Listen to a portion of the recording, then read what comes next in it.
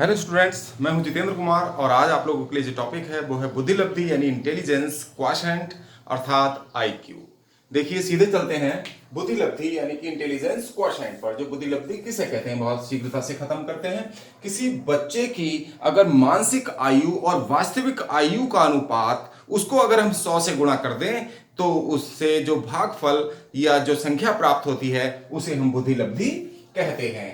देखिए किसी शिशु की या किसी मनुष्य की मेंटल एज यानी मानसिक आयु को और रियल एज यानी वास्तविक आयु, मानसिक आयु और वास्तविक आयु के अनुपात को 100 से गुणा कर दी जाए तो जो भी भागफल प्राप्त होगा या जो संख्या प्राप्त होगी उसे हम बुद्धि लब्धि कहते हैं। इसको इससे ही परिभाषा बन सकती है, मानसिक आयु वास्तविक आयु के अनुपात को 100 से गुणा करने पर जो संख्या प्राप्त होती है, भागफल प्राप्त होता है उसे बुद्धि लब्धि आईक्यू कहते हैं। देखिए बुद्धि के स्तर मनुष्य में निम्नलिखित होते हैं।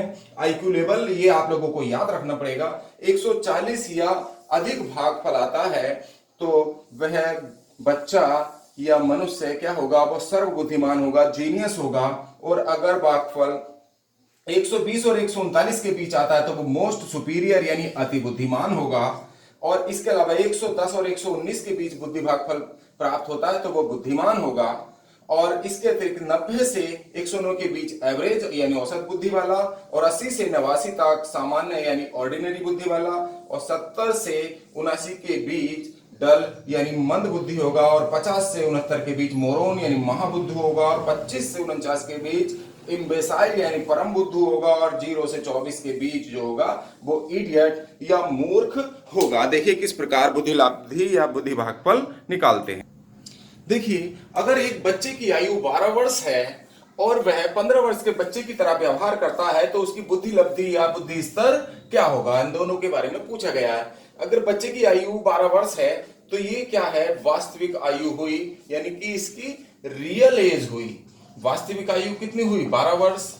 और इसके बाद 15 वर्ष के बच्चे की तरह व्यवहार करता है, यानी कि उसकी ये मानसिक आयु है, क्योंकि उसकी जो सोच और व्यवहार है वो 15 वर्ष के बच्चे की तरह है, तो इसको मानसिक आयु कहेंगे। तो बुद्धि लब्धि कैसे निकालते हैं, आईक्यू यानी बुद्धि लब्धि का जो फार्मूला आप लोगों ने अभी देखा कि mental age upon real age, यानी कि मानसिक आयु और वास्तविक आयु के अनुपात को 100 से गुणा कर दी जाए तो जो भी भागफल प्राप्त होगा उसे बुद्धि लब्धि कहेंगे।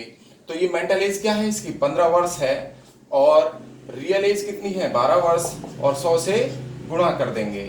3 चौक 12, 3 पंजे 15, और 4 से इसको भाग कर देंगे, 4 दूनी 8, 4 पंजे 20, 2 यहाँ का बचा, 4 पंजे 20, 25 पंजे 125। तो यहाँ बुद्धि लब्धि जो है इसकी आईक्यू कितनी आई, 125 आईक्यू आई। और इसका जो बुद्धि स्तर होगा, बुद्धि स्तर आप लोगों ने जो टेबल बनाई है उसमें से आप बुद्धि स्तर देखेंगे तो ये आता है 120 से 139 के मध्य है। 120 से 139 के मध्य आएगा तो इसका बुद्धि स्तर हो जाएगा अति बुद्धिमान, यानी कि मोस्ट सुपीरियर। ये मोस्ट सुपीरियर हो जाएगा।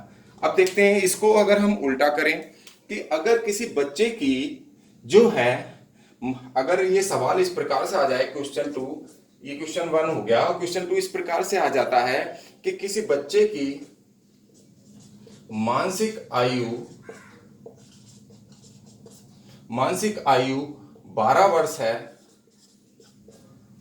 12 वर्ष, तथा वास्तविक आयु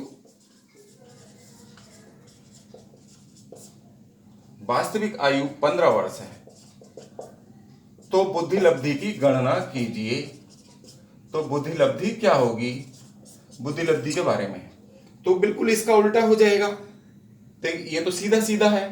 तो मानसिक आयु बटे आईक्यू कैसे निकालेंगे, मानसिक